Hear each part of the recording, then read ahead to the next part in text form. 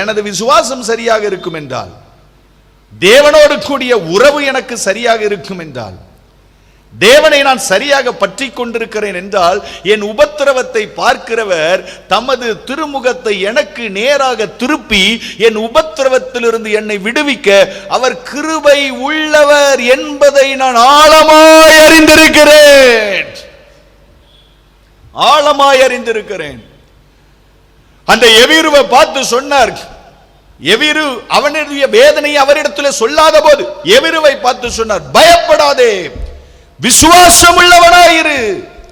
தெய்வத்தின் திருமுகம் அவனை நோக்கி பார்த்தபோது, ஸ்தோத்திரம், பயப்படாதே. அந்த வார்த்தை அவனுக்கு நேராக கடந்து வந்த போது சொல்ல முடியாத சமாதானம். ஒருவேளை நம்முடைய கடந்து போகிற சூழ்நிலைகள் இயற்கைக்கு அப்பாற்பட்டதாக இருக்கலாம். It may be beyond our thoughts and imaginations. நம்முடைய எண்ணங்களுக்கும் செயல்களுக்கும் அப்பாற்பட்ட வழிகளிலும் வேதனைகளிலும் நாம் கடந்து போகலாம். இன்றைக்கு நான் சொல்லுகிறேன், சபையே, தெய்வத்தின் பலிபீடத்தில் நின்று உன்னை பார்த்து சொல்லுகிறேன், கர்த்தர் உன்னை ஆசீர்வதித்து உன்னை காக்க கடவர். கர்த்தர் தம்முடைய முகத்தை உன்மேல் பிரகாசிக்க பண்ணி உன்மேல் கிருபையாயிருக்க கடவர்.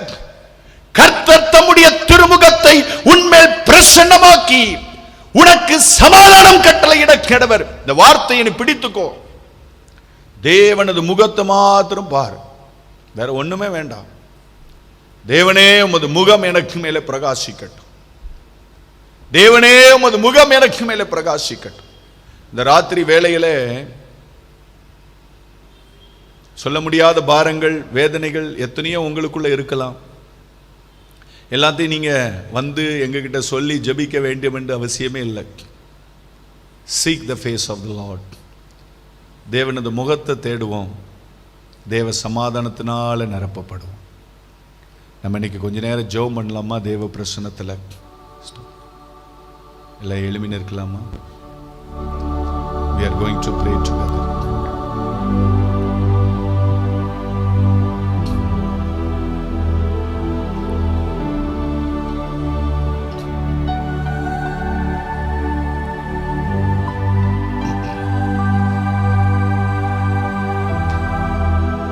எல்லாரும் கண்களை மூடி பயபக்தியோடு